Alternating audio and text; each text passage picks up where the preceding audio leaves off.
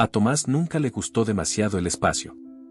Desde chico escuchaba a la gente hablar de galaxias, planetas nuevos y viajes interplanetarios como si fueran algo increíble, pero a él siempre le daba la misma sensación: allá afuera había demasiado silencio.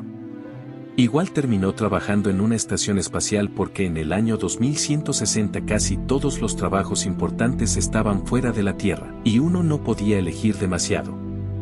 La Argos 12 orbitaba cerca de Júpiter desde hacía años y la vida ahí arriba era siempre igual. Los días pasaban lentos entre controles de oxígeno, revisiones de antenas y pantallas llenas de números que nadie entendía del todo. A veces Tomás sentía que la estación era más una cárcel flotando en el espacio que un lugar de trabajo. Lo peor eran las noches.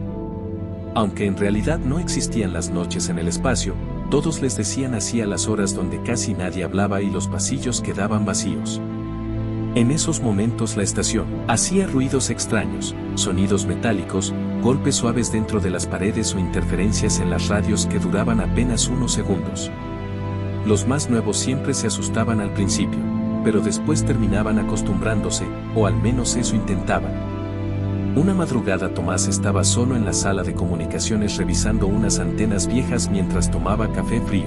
Afuera, Júpiter ocupaba casi toda la ventana y las tormentas gigantes iluminaban la oscuridad con destellos anaranjados. Todo estaba tranquilo hasta que escuchó una respiración en los auriculares. Pensó que era alguno de los técnicos intentando hablarle, pero no.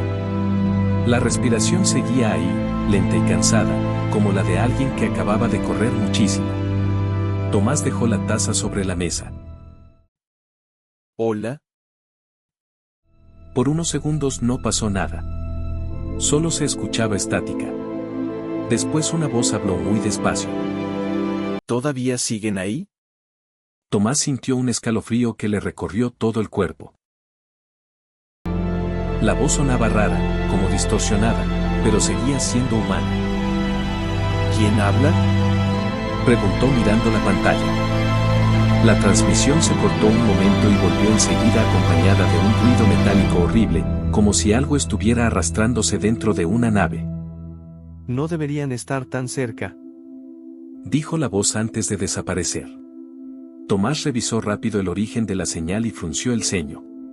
Venía de una zona vacía cercana a Júpiter donde no había absolutamente nada, o al menos nada, oficialmente registrado.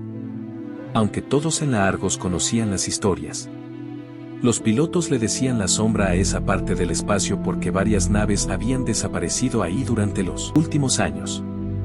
Nunca encontraron restos ni explicaciones y la empresa encargada de las estaciones siempre evitaba hablar del tema.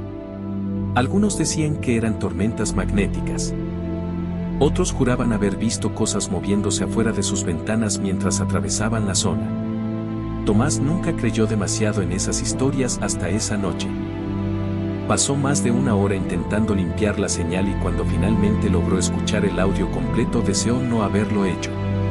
Había gente gritando, alarmas y alguien llorando muy fuerte. Después una voz dijo: cierren las ventanas, rápido. Y la grabación terminó. Tomás se quedó inmóvil mirando la pantalla. Sentía el corazón golpeándole fuerte en el pecho mientras intentaba convencerse de que todo tenía una explicación lógica. Entonces las luces de la estación parpadearon una vez, después otra y finalmente se apagaron por completo. Las alarmas de emergencia iluminaron los pasillos de rojo. Y la radio empezó a llenarse de voces confundidas. Alguien gritaba órdenes, otro pedía que cerraran las compuertas de seguridad y después todo volvió a quedar en silencio, un silencio pesado, de esos que hacen doler el estómago. Fue ahí cuando escuchó el golpe. Sonó del otro lado de la puerta de la sala de comunicaciones, suave y lento.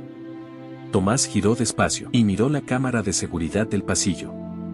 Al principio no vio nada, pero la interferencia desapareció unos segundos y entonces apareció una figura parada frente a la puerta. Llevaba un traje espacial viejo, completamente roto y cubierto de hielo.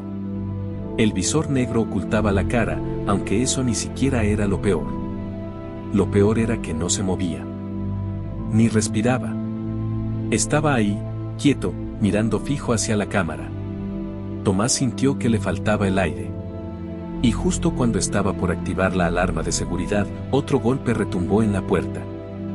Después otro, y otro más. La radio se encendió sola otra vez. No abras. Susurró la misma voz de antes. Ellos aprenden mirando. Tomás retrocedió lentamente mientras sentía el pecho cada vez más pesado. Miró otra vez la cámara y esta vez casi se cae del susto. Ya no había una figura en el pasillo, ahora había 5, quietas, observándolo en silencio desde afuera mientras las luces de emergencia parpadeaban sobre sus cascos destruidos. Y en ese momento Tomás entendió algo horrible. Las naves que desaparecían cerca de Júpiter nunca se habían perdido realmente. Algo las estaba trayendo de vuelta.